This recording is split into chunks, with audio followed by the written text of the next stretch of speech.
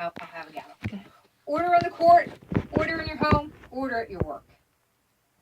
I am naive and amazed.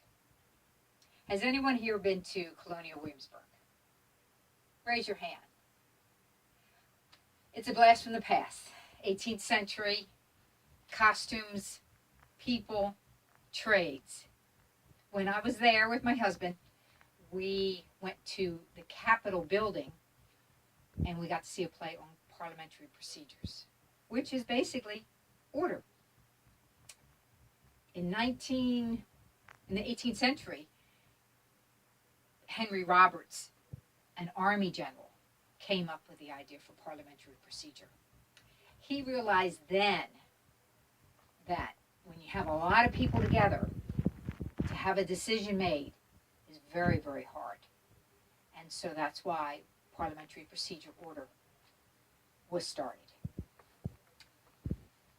The words parliamentary procedure is dry. And since I read the book on parliamentary procedure, Henry Roberts, the first book was 780 pages. Now don't commend me because I didn't read that one. I read the revised copy. That was only 380 pages. To keep it short, there's three items that you need to have a short meeting.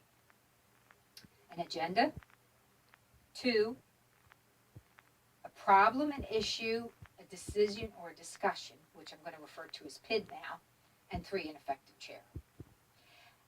In the 18th century as well as the 21st century, being a democratic nation, we need parliamentary procedures to keep meetings short and to keep us in order.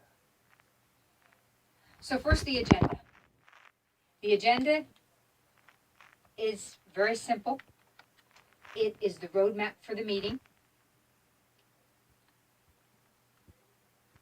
It's sent out 3 days ahead, and if you're following Robert rules, it cannot be changed. Everyone agrees in real time how long the meeting will be. The agenda can have different things in it, add-ons. It can have announcements.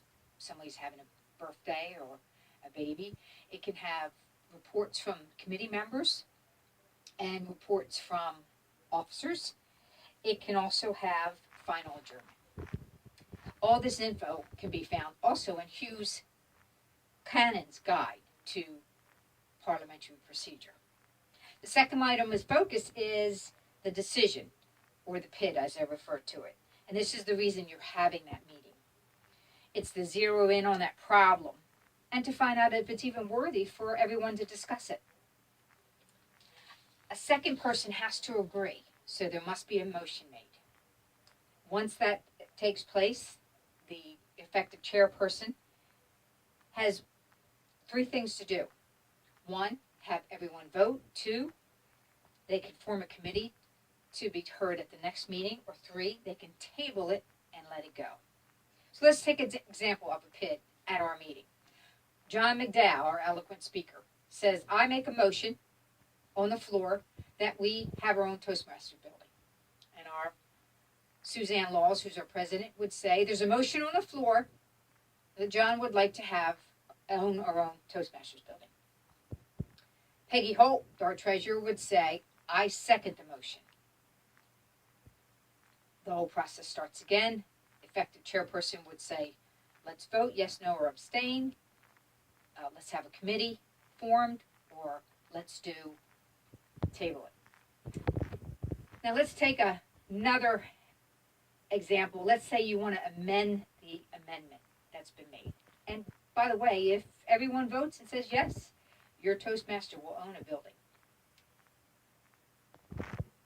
Let's say Claudie, our other ambitious, soon-to-be CTM, says, I don't want just 1 building, I want 5. So I make a motion that we have 5 buildings and I want to amend the amendment. Well, then you would have to go through the same process again, over. The third item for a successful meeting is the chairperson.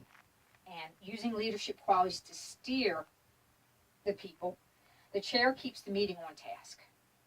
The chair is strong, no nonsense. The person's willing to let members see the pros and the cons, different perspectives. They are the facilitator. They are so important, it can be a paid career. Kindly view YouTube videos by Susan Leahy about parliamentary procedures for different perspectives. This person, by the way, cannot be afraid to turn to one of our fellow members and say, thank you for your comments, but I'm afraid your time is up.